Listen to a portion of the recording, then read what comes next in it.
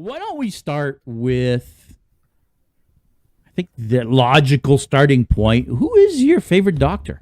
I honestly would split them into two eras. I would have to say my favorite classic Doctor was Tom Baker, number Mm-hmm. 4.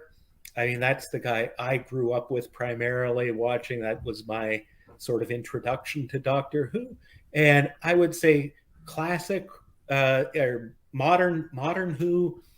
That's a tough one. I really do like David Tennant. I think 10 is probably my favorite, Mm-hmm. though I did really like Capaldi as well.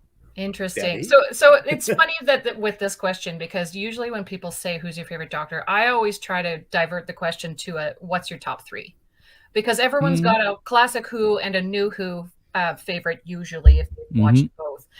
But then chucking a third one in there is usually like, okay, who's your third? So if I had to give, I'm going to give you top 3. So it's sort of the same. Top 2 are my first one is Tom Baker. I grew up with him. He's the Scarf Doctor. He scared the crap out of me, but I love him. You never forget that. Mm-hmm. Number 2 would be David Tennant. I mean, he just is such an amazing actor, and he did the character so well. But I really liked Christopher Eccleston. He brought New Who back. And it was sort of it's sort of sad that he only had one season, because I think he could have done so much with it. But yeah, I feel like it was a great way to bring Who back. So I got to throw him up there. I kind of agree and disagree as always. I agree that it's hard to talk about Who without separating old Who and new Who. For the people that are watching, actually, whether they be on Instagram or here on YouTube, if you don't know, Doctor Who ran for... Still running. I want to say, how long did it run in its first run? It ran from 63 to 80... I want to say 89? I'm trying to remember when... Hang on. I did set It ran something like from 63 to 89, and then it was canceled, and then brought back in 2005. No. Hang on. Before you go that far, there was a movie in there, so they. Well, that doesn't count. It does though. An American-made Doctor Who movie does not count. Yeah, I'm not a big fan of the Eighth Doctor, and yeah, but you can't not talk about it. Okay, fair enough. They did a made-for-TV movie in 93, 96? 96. Which. Yeah. Okay, come on. I mean, I love it. I loved that his outfit was very, very sort of Victorian. I love that aspect. And I just think it's hilarious that Eric Roberts was the Master. I'm going to fully admit. I had forgotten about that. Yeah, I had forgotten about that. Mm-hmm. Totally. So, I mean, there's a place for it. Is it my favorite thing of Doctor Who? No. But I love talking about it, because there's a lot of people who just haven't seen it, and it's just another thing that is Who that you can watch. Mm-hmm. Yeah. All that said, for me it's tough, because my favorite Doctor tends to be the current Doctor. I always have this thing where I might as well talk about it now, because we're going to get to it very shortly. And maybe that should be our next thing. The Doctor dies, regenerates into a new Doctor, and then they change the actor, or now actress. Every time the Doctor regenerates, I get mad. And I'm like, why are you getting into my favorite Doctor? And I say, screw this, I'm not watching anymore. And then I don't watch it for 2 or 3 years. And then I finally watch an episode of the current Doctor. I'm like, oh, this is pretty good.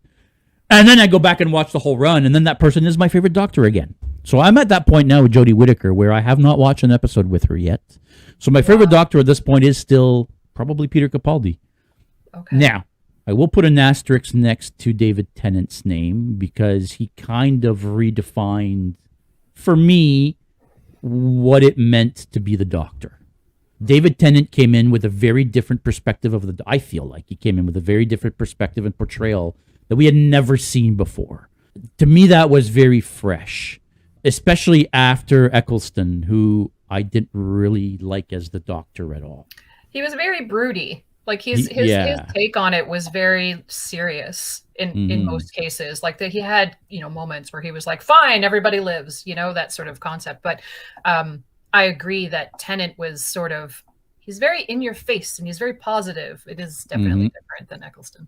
Moving on from that, I think the next logical question needs to be, do you have a favorite episode or storyline? I mean, Doctor Who has now spanned probably like 50 years or so, if not more. You must have a storyline that's stuck, or a story specifically that's stuck with you throughout these years, because I know I do. I'm going to start off here because all I have to do is point, wrong way, to this lady right here. There you go.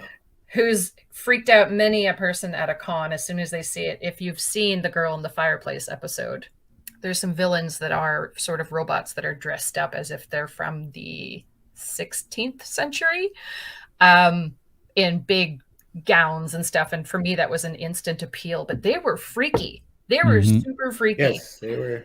Yeah. So they were very good. Really good. And only in 2 episodes. And that was enough to establish this character as a villain. You know, as cheesy as Doctor Who can be, and as cheesy as the effects can be, it still has some of the creepiest villains in all of TV, as far as I'm concerned.